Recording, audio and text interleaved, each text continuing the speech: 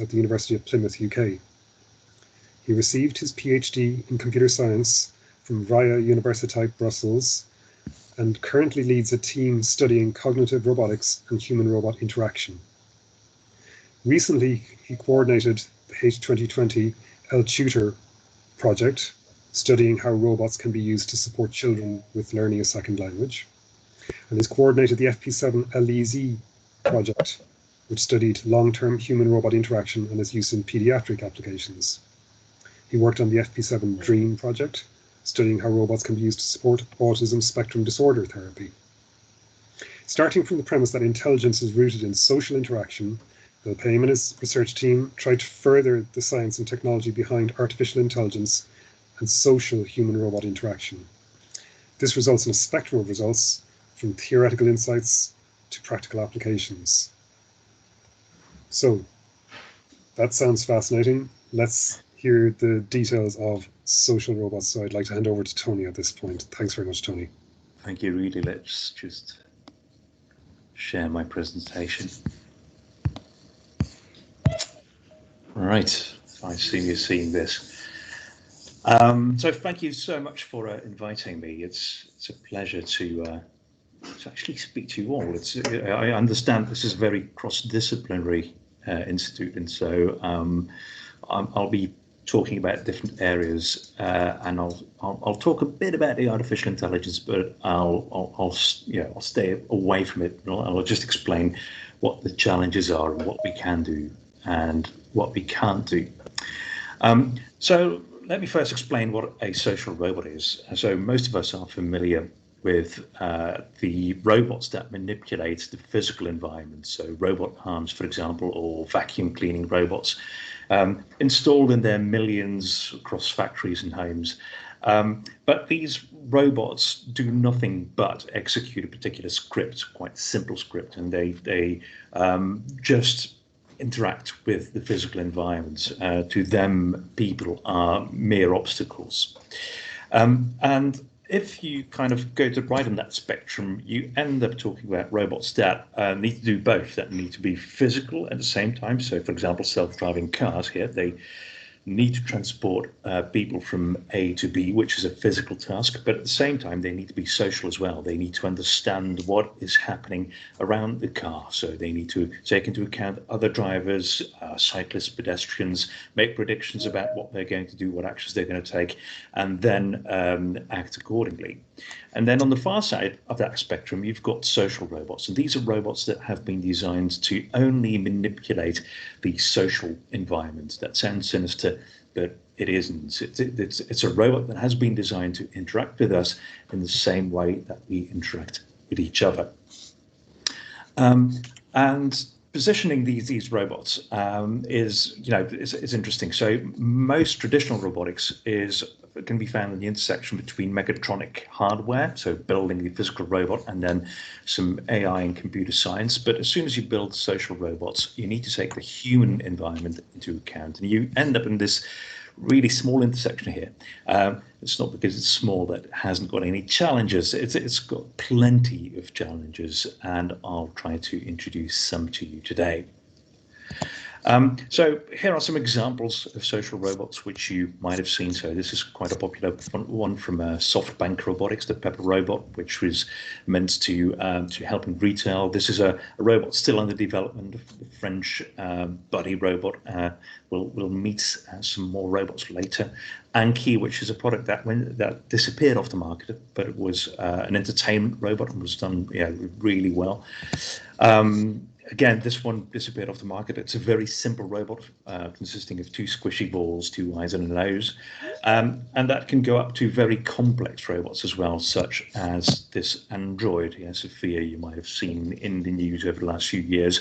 These are all social robots, all designed to interact with us. Now, they can do so because we humans are quite a unique species. We are extremely social. There are other social species out there, but humans are social in a way that is unrivaled by any other animal species.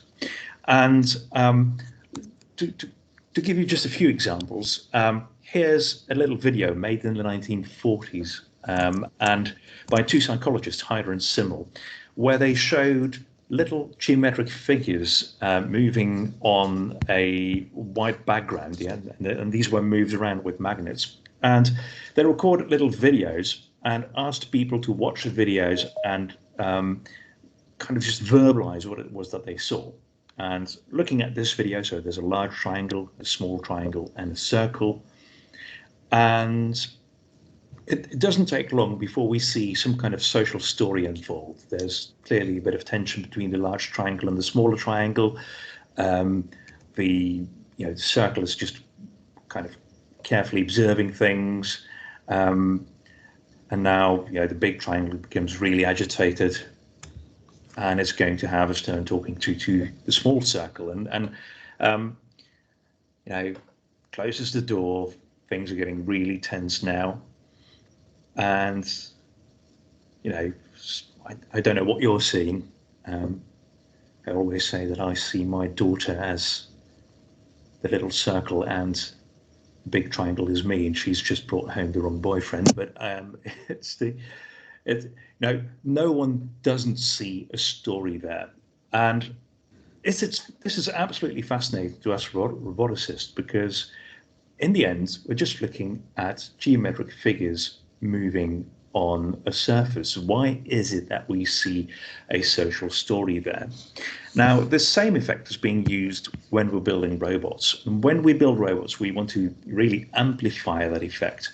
And especially so, we already attribute human-like characteristics to just things, to artifacts. But at the same time, when we animate them and we make them responsive to our actions, we really become drawn in to these social robots. And we can use that to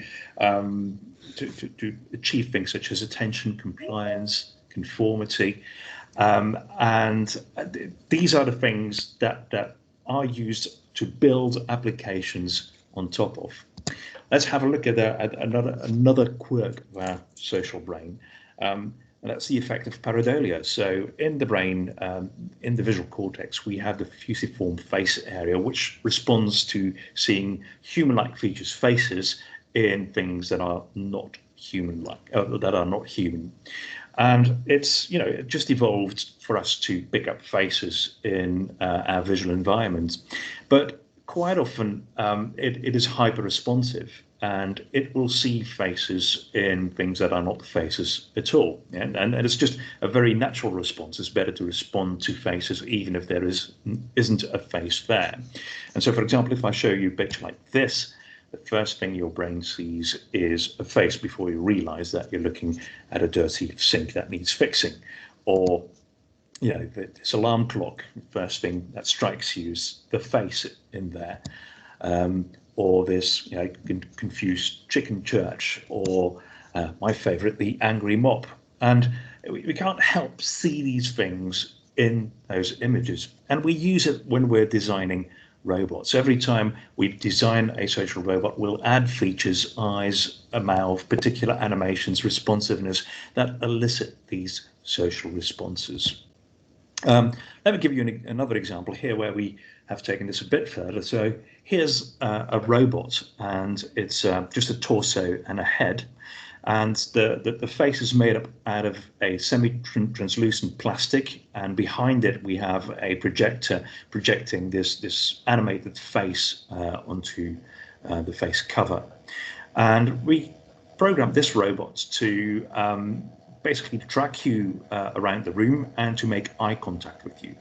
Now, we know that if people are speaking to each other, they maintain eye contact, but just in the right amounts. Just staring at someone when they're speaking is, that's uncomfortable, even impolite. So when you're talking to someone, you once in a while need to look away. And there's this kind of this dance of our eye behavior, of our eye gaze, that we didn't learn. We just picked it up, and it comes quite natural to us. So we wanted to see how important it was if robots had the correct eye gaze behavior. So we programmed two versions of this robot. One version made correct eye contact, so correctly timed eye contact. It spoke to you but once in a while it would look away, and then it would look back at you, make eye contact again, and then look away. And the second version of our robot was a robot that always avoided making eye contact. So using the sensors in the robot, you can see the camera, kind of the infrared camera there at the bottom shining at you. We knew where people were, we knew where people were looking, and we actively avoided making eye contact. And to just assess what difference that made, we didn't just immediately ask people, but we put this robot on display for 2 days and we let it collect money for charity. And the question we asked was, which of the two versions of the robot will collect most money? So here's a picture of the robot at a fair, kind of a science fair in Plymouth, that it was standing for 2 days, and it was collecting money for an autism charity. And this is what we noticed. So first of all, the English are stingy, but the second thing is that the robot that has the correct eye gaze behavior, so that's the right bar, collected about 30% more charitable donations, which is really interesting. So it's just getting the behavior of the robot to be just right makes a difference in how much people donate to the robot, and probably means that they trust the robot more, that the robot grabs their attention more. And so getting the behavior and the design of the robot just right really is important. Now, a few years back, we noticed that robots could be quite effective as teachers. So robots have been used in education for quite some time. So, for example, children in primary schools or secondary schools might have worked with Lego Mindstorms, and that's to kind of enthuse them about science and engineering. But we can also use these robots as educators, where they really take over a task of a teacher. And the reason why we would be interested in that is because education is changing, and a classroom now doesn't look like the classroom in this picture. Demographics have changed. There's greater diversity in the classroom. Spend per pupil has gone down. There might be more pupils in the classroom, and perhaps most important, there is a need for personalization. We do not accept any longer that a teacher is just teaching to the mean of the group, the class group, but we want our teachers to spend more time on the children who need more time. There might be children who are ahead, might be children who are falling behind, and we want personalized teaching for these children. Now, of course, the resources are not there, but robots could perhaps be the answer to this. And we've recently done a survey on different research studies where we looked at how effective these robots for education could be.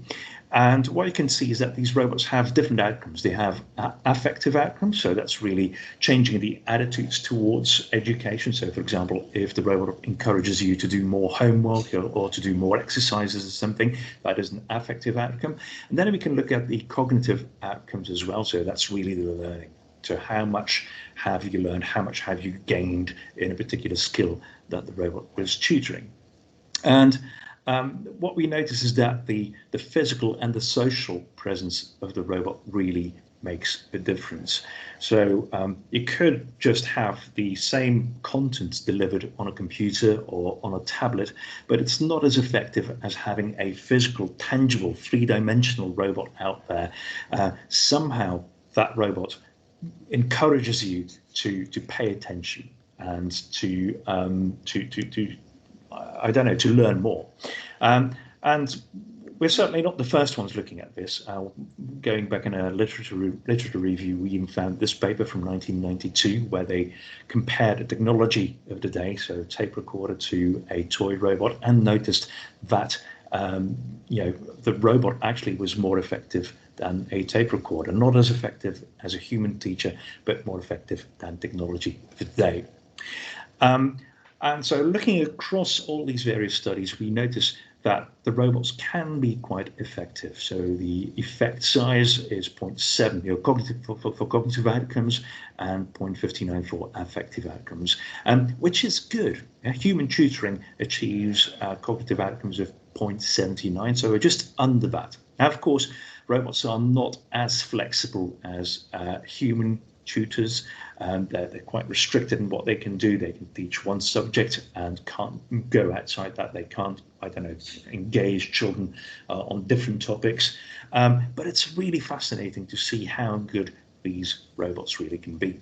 And what we also notice, for example, is that positive affective outcomes do not necessarily mean that they are going to learn more. So it's not because children enjoy the robot that they are going to learn more. Quite often, even if the interaction is not that enjoyable, they're going to learn more, which is, I thought, an interesting outcome. And to give you an example, I want to tell you a little bit about a study we did on robots teaching mathematics, and in this instance, robots teaching prime numbers. So what we did was we brought the robot into a classroom and we let the robot teach children, we let the robot teach children how to recognize prime from non-prime numbers. So they had a large touch screen in front of them and they had to sort numbers into being prime or not prime. We wanted children to learn about what prime numbers were, and we wanted to teach them how the sift of Aristophanes worked. And so they need to learn how to divide between 2, 3, 5, and 7. So we kind of revised that first, and then we teach them about prime numbers. And we had two theories. We had two conditions, and we wanted to test a theory with this, that a social robot that really was very personalized would achieve better learning outcomes than a non-social, non-personalized robot. So the social personalized robot would make eye contact, would use your first name, would encourage you, would really wait for you until you were ready with something and then offer you some advice, while the non-social robot did none of that. It didn't make eye contact, didn't use your first name, didn't wait for you, and just cracked on with the lesson. So let's have a look at two videos here. So the first one is of a social robot. Why don't you look at this one next?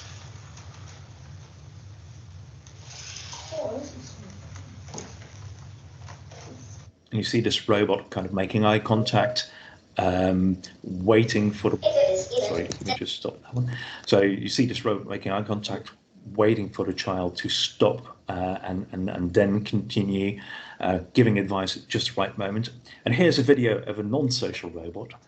And this robot doesn't make eye contact, doesn't wait, and just cracks on with the lesson. If it is even, then you can divide by 2.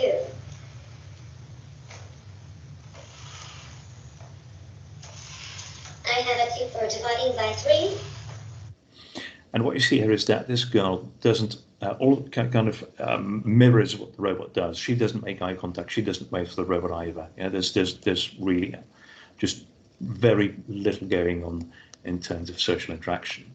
Now let's look at the results. Now we first looked at having no robot at all, and there just the presence of the robot.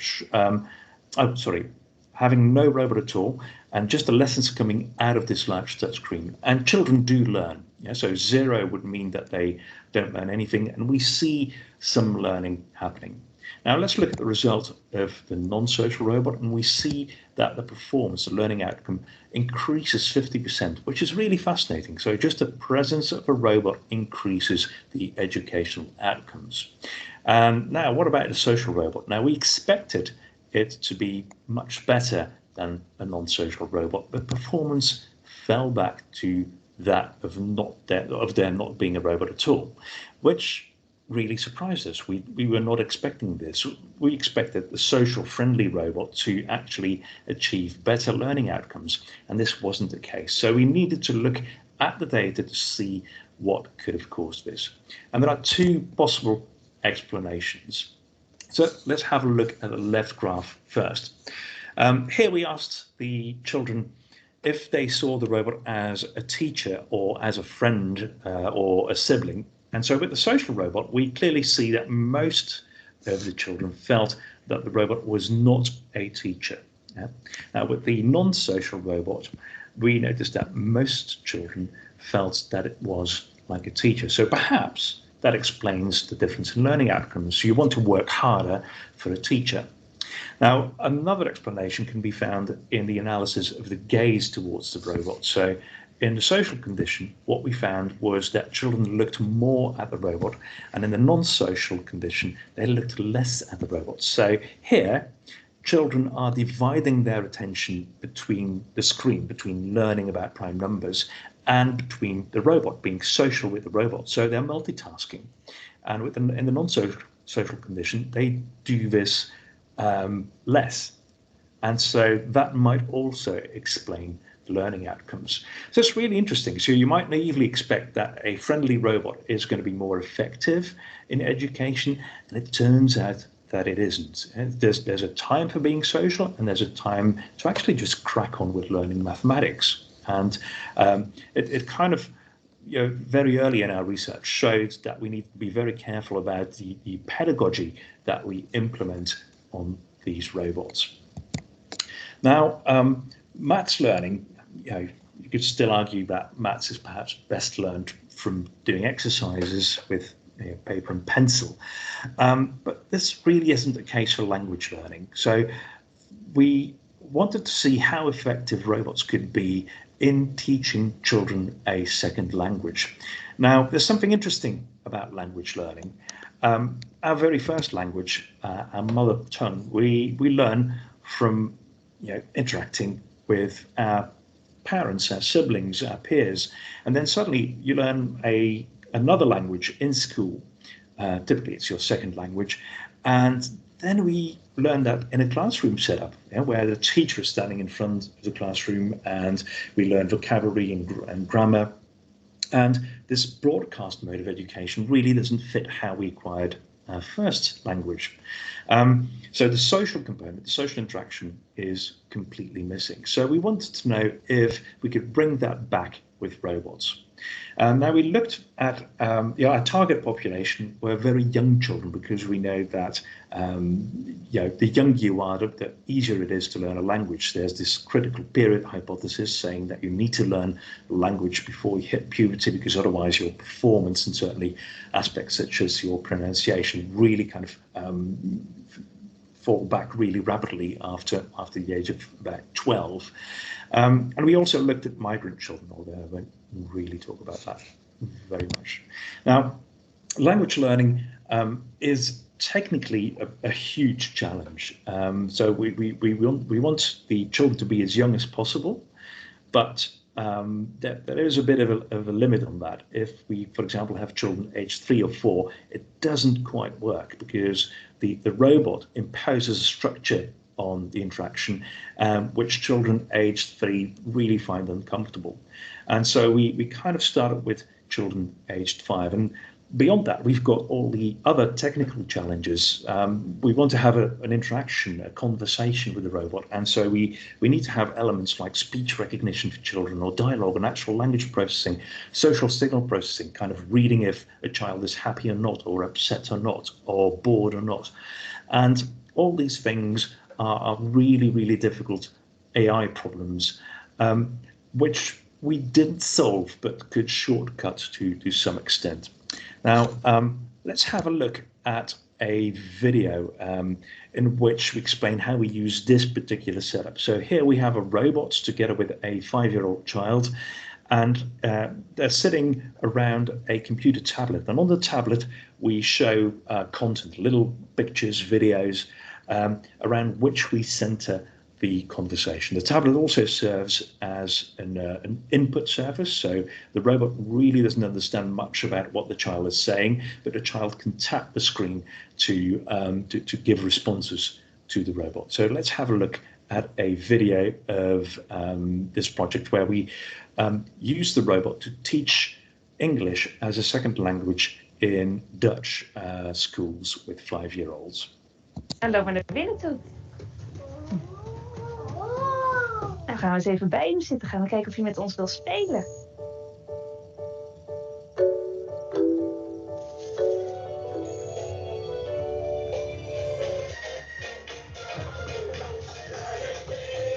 Dat was leuk. Laten we een spelletje doen. Doe me maar na. Ik hoor het beste als je recht voor me zit. Ja. Ik versta je niet. Hallo, Robin. Ja. Hallo, nu kan ik je goed horen. Is het leuk? Ik ben een beetje moe. Ik ga nu rusten. Doe je allemaal even te snel. Kijk eens, hier zit Robin de robot al helemaal klaar om weer met jou te spelen.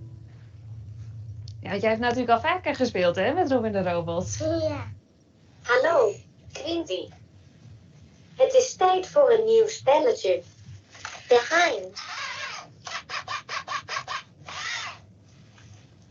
The monkey is behind. The train. The monkey is behind the tree. Dat heb je knap gezegd. The monkey is running. The monkey is running. Super. The bird is flying. The bird is flying. Flying. Flying. Oké, Quinty. Tot de volgende keer. Na weer. Okay, I'm going to stop it there. There's if you want to see the full video, you can go to the website of the project and watch the full-length video there. What we noticed was that children indeed learn from the robot, but they're quite slow learners. We didn't expect that. We expected them to be faster at learning, and the robot didn't make a huge amount of difference there. The tablet alone was sufficient to already teach them quite a bit of English words and grammar, and the robot seemed to kind of make things more enjoyable, but we didn't really perceive or it didn't pick up any additional learning outcomes there. So language learning with the robot is possible, but still there are lots of challenges and unanswered questions. Now, another thing that we do with social robots and another application area is therapy. And so over the years, we've looked a lot at how robots could be used to help children that had been hospitalized or children who needed very specific therapeutic programs, such as children with autism spectrum disorders. So autism, brings with it really significant social, communicative, behavioral challenges. And autism is on the rise. So in the US, for example, 1 in 68 children have been diagnosed with ASD, and it's much more prevalent among boys than among girls. Now, the accepted therapy is applied behavioral analysis or cognitive behavioral therapy, where you practice particular social skills over and over again. So simple things such as turn taking or joint attention, you will practice over months and until they become internalized, until they become automatic. Now, because of the high intensity and the repetitiveness of this therapy, and also because robots tend to be seen as kind of very engaging by children with ASD, robots have been promoted almost as a very ideal platform to give this kind of therapy, and so across Europe, Korea, Japan, and the States, there have been numerous studies using robots to provide autism therapy. Now, despite all this interest, and despite us knowing that children with ASD find robots really fascinating, there's very weak evidence for their efficacy, and there's only qualitative reports on how on the effectiveness of these robots, but no quantitative data. And so a while ago, we had a European project, a DREAM project, where we looked at how effective robot therapy could really be. And so we bring in a robot, we put it in a rig with cameras and different sensors, and again, a large touchscreen. And we let the robot practice social skills together with a child. How important here is that the therapist is never out of the picture. The therapist really is firmly there. It's just the robot is another tool that the therapist can use in their arsenal of other means. And so here's a video of one of our therapists in Romania practicing joint attention skills with this young boy with ASD.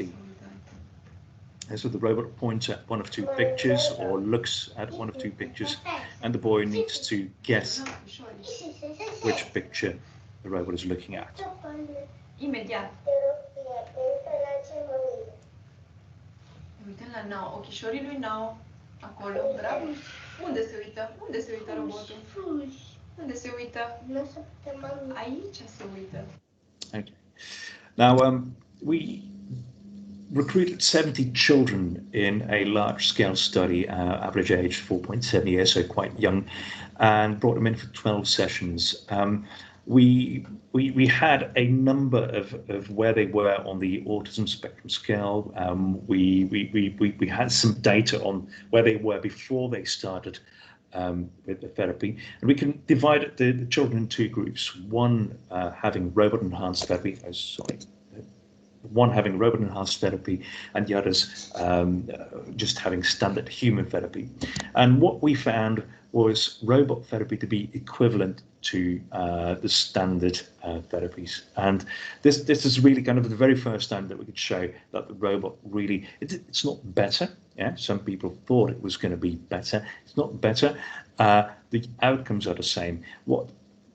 The only difference that we do find is that the robot therapy is actually more enjoyable. So these programs last 1 or 2 years, and there are weekly sessions, and bringing children back for another weekly session is quite often difficult, and it's made easier by there being a robot to interact with.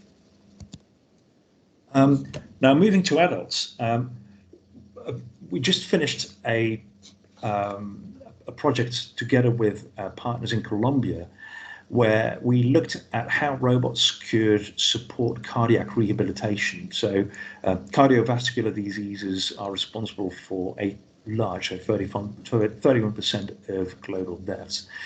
And if you get treated for a cardiac event, then typically that is followed by a quite long and quite intense cardiovascular rehabilitation. So when you had a cardiovascular event such as a heart attack, you are brought into the hospital, there might be surgery, and so you have a very critical first 48 hours, and that is then followed by 18 weeks of building up cardiovascular strength again. And it's a very critical period, those 18 weeks, where you're brought in to to walk on a treadmill, to run on a treadmill, to build up your strength again. And we have lots of people dropping out, so there's a lack of motivation, and it really has negative outcomes as well. So if you quit your rehabilitation program, we just know that your likelihood of suffering another cardiac event is much higher. Now, typically in the hospital there, we have about 10 patients being supervised by one physiotherapist. And so the physiotherapist needs to divide her attention between all the patients and doesn't have enough time to engage with everyone. And so we brought in a robot.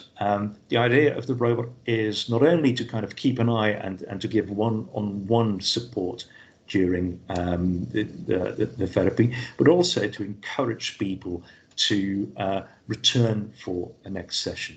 Now, there's quite a bit of technology involved, so there's a bit of sensing technology, but also some artificial intelligence to kind of recognize what the user is doing, to just recognize who is on the treadmill, and to give personalized feedback and motivation.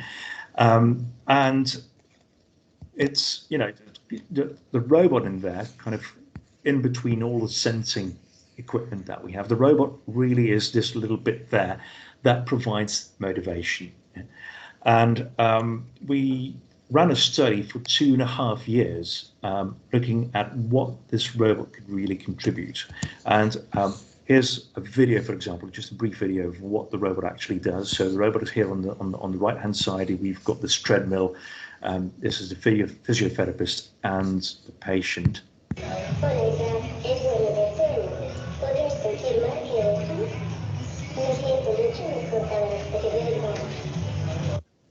And just a very brief video, but this is a personalized condition. So the robot actually uses the first name of the patient, and we compared this to non-personalized conditions to see if that made a difference.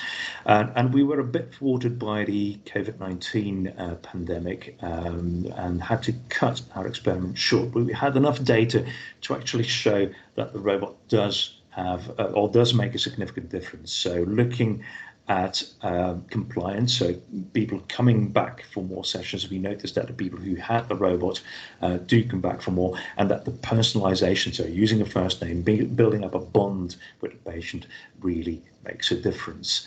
And that has just been published in Frontiers in Robotics. Okay, now to kind of look at the challenges that we face in terms of the technical aspects. I think that building these social robots is possibly the biggest challenge for artificial intelligence. Most of social robots you'll see out there are still teleoperated, something we call Wizard of Oz, in reference to the story where a wizard is controlling a huge figure of a man. And in recent studies, about 50% of all studies on social robots still use Wizard of Oz. Now, Wizard of Oz has its place, of course. You can use it to run a quick and quite cheap study without needing to implement all the artificial intelligence and all the automation sitting behind the robot, or you could use it as a stub for underperforming technology. So, for example,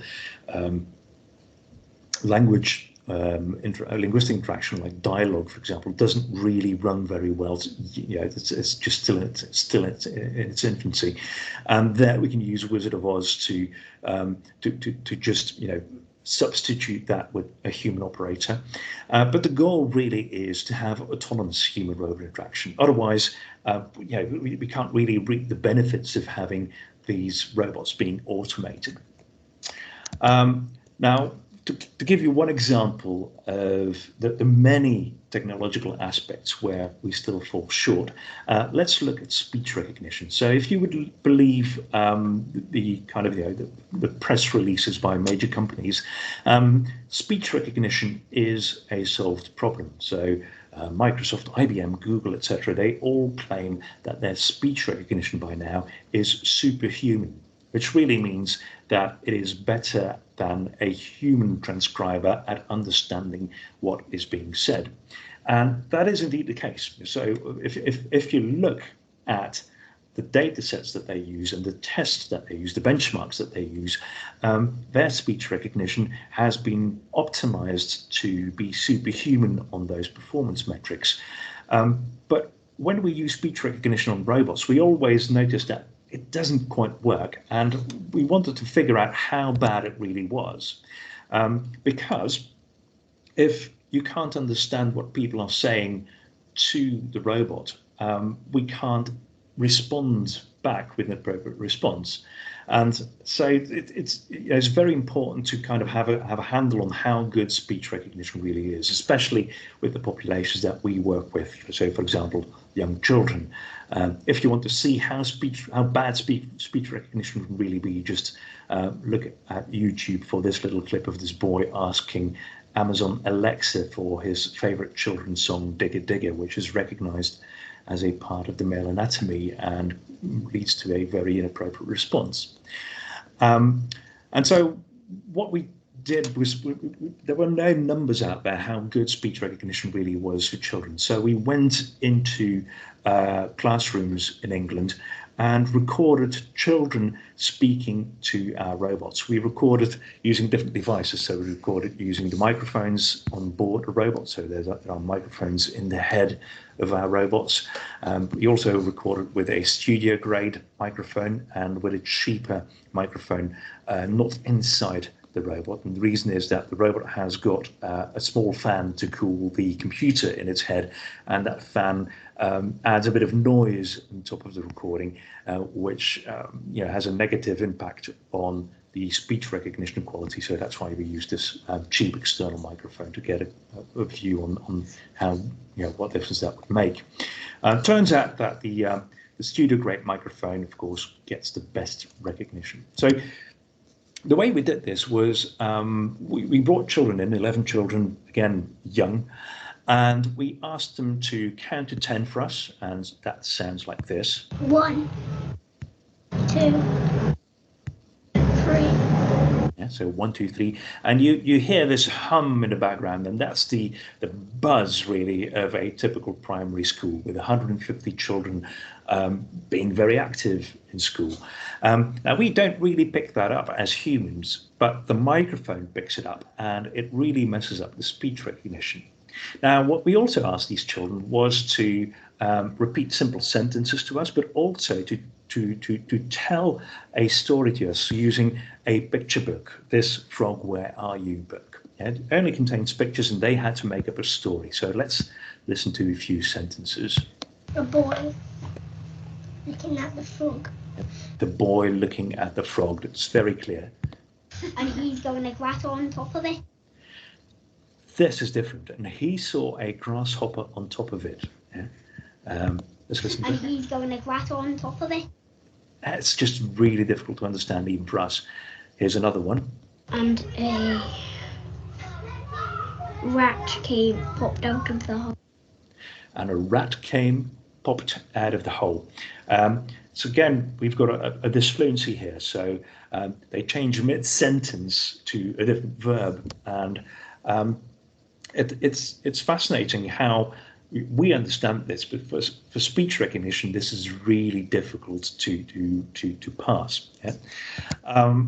So we fed these recordings to some commercial and some open source speech recognition engines, one from Google, one from Microsoft, Nuance, a company specializing in speech recognition, and Sphinx, which is an open source initiative. The best one turned out to be Google, but it wasn't very good. So for this sample, it understood between 6 and 38% of words spoken to the robot. Which really means that, in the worst case, almost 9 out of 10 words spoken to the robot are misunderstood. And it means that we can't meaningfully reply to what the children are saying to the robot. So for these atypical populations on which the speech recognition engines have not been trained, the performance is really, really bad. And it's not only for children, it's also for example, elderly populations. Speech by elderly people sounds different, has a different vocal quality to it. And I don't know what the case, if this is the case in Ireland, I assume it is, but there are many local dialects still being spoken by elderly people, and they will speak these dialects, they will speak, or they'll use phrases or words that the speech recognition engines have not been trained upon. And again, this means that the performance is very low.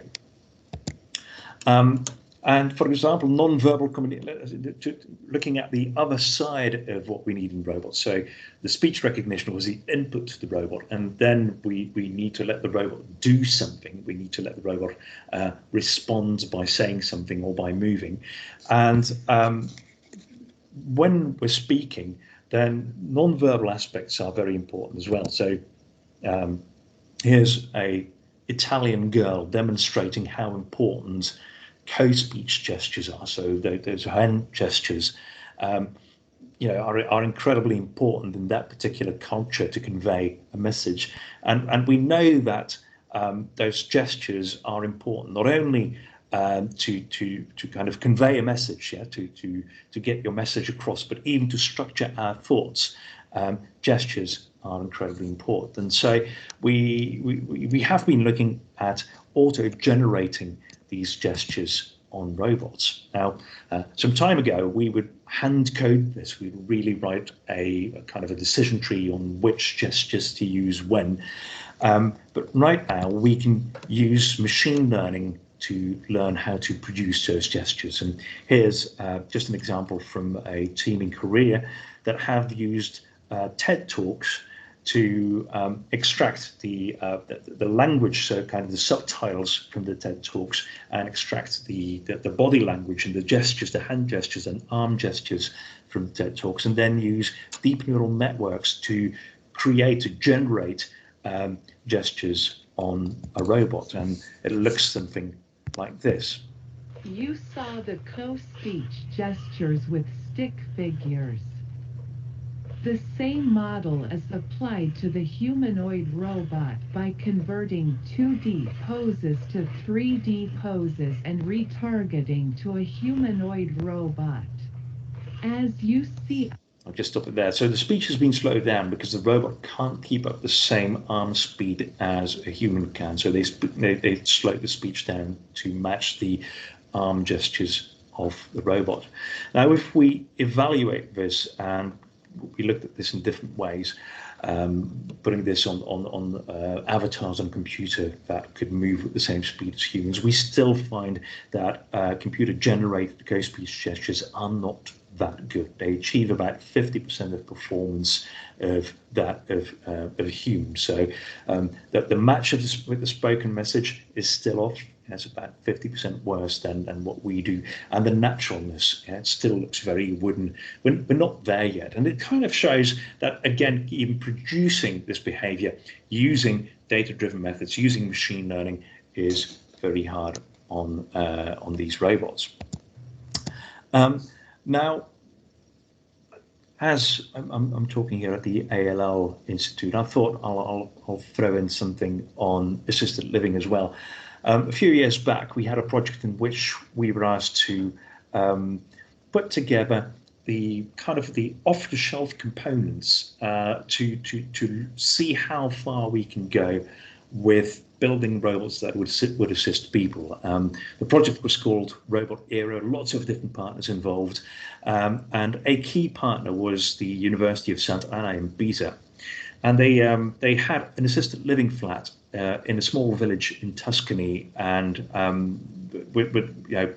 many young people had left the village to go and work in larger cities in the region. And so there was a disproportionately large population of elderly people, and who were very, very willing to come and test our technology. Our team was responsible for the human-robot interaction. Other teams were responsible for robot arms, for the hardware, etc. And we threw it together in a proof of concept video to show what we could do. So let's have a look at kind of a story, and I'll tell you a bit later about what we could do and what we couldn't.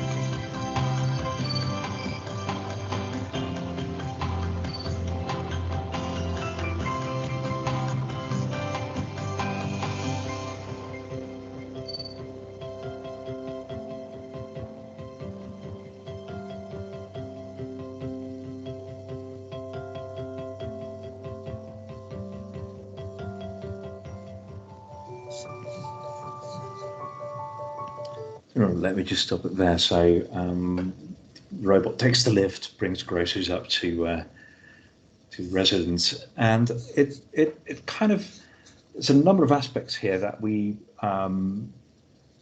thought were really important in kind of just trying the off-the-shelf technology. Some things worked, some things really didn't work. So, for example, manipulation. So, a robot having a robot arm that does things around the home, we found that that was still virtually impossible. Yeah, so the skill to manipulate objects, especially kind of objects that haven't been adapted to be manipulated by robots, just didn't work.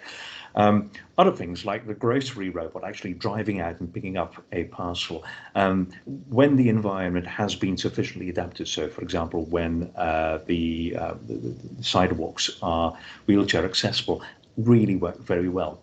But we also discovered things that, that were almost oversights. So we worked together with companies building care homes and assisted living facilities. And one of the things that they didn't think of was to have decent internet everywhere. The reasoning being that, hey, elderly people don't really use Wi-Fi. So why would we have Wi-Fi coverage everywhere in the care home? Not thinking that perhaps the technology or the staff working in the care homes would need Wi-Fi. And so one of the Swedish companies that were involved in the project now took this into their design criteria. When they're developing new facilities, they make sure that there's Wi-Fi coverage absolutely everywhere in their buildings to allow automation. And to wrap up, I think building these robots is really call to arms for all AI researchers, because interaction, certainly social interaction, but also interaction with the physical world, recruits all our human cognitive faculties. So memory, perception, motor skills, language, everything is active when we are interacting with the world around us. And when we're building robots that need to do the same thing, we need those very same skills on those robots. And we're not there yet. I thought I'd include this little video here. So this is a almost 6-year-old video by now, but nothing has changed really. This is a 1-minute outtake from the DARPA Robotics Challenge, where robots are being built to respond to a natural disaster. So, for example, an earthquake, and the robots need to traverse a sandbox, need to open a door, step through a door, use a power tool, operate a valve. And here you see some of the most talented and most well-funded teams in the world competing in this challenge, and this is what their robots could do. So this is walking through sand, and you see that this bipedal robot really struggles with that. Going through a door doesn't quite work. Crossing over rubble, again, 2 legs. We would do this, yeah? Even 4 legs there. It doesn't quite work. Again, door. Sand again. Opening a door. This is really easy for us, but difficult for a robot. Stairs, again, one of those major obstacles for robots. The door, but this time sideways, still doesn't work. And here the robot steps towards a valve and tries to close this valve. And this is my favorite. The robot thinks he has the valve, turns it. Didn't quite work. The door again. Picking up a power tool. And here, stepping out of a buggy. This robot's very nervous about it. And again, doesn't work. And this is kind of, building robots is incredibly hard. It's, one of the paradoxes that we have is that anything that seems easy to us is going to be almost impossible for robots. And we haven't managed to change that in the last 50 years. And that's why building these robots is going to require the entire AI department to pull together. Luckily, with social robots, people and robots meet halfway. So we can actually build quite simple systems that will have a large impact. You know, we've seen this in recent years, not only in our research, but also, for example, during the COVID-19 pandemic, simple robots that check if you're wearing a mouth mask or not, or that encourage you to keep to maintain social distancing, have shown to be particularly effective. And these are not complicated robots; they are just elements of AI, of computer vision that we can throw together and that we can integrate to build really effective applications. And I'd like to end here. And first, I need to kind of acknowledge all the money that has supported all this research and the wonderful people I've worked with who fed into all this. Thank you very much. Tony, thank you very much. That was excellent, and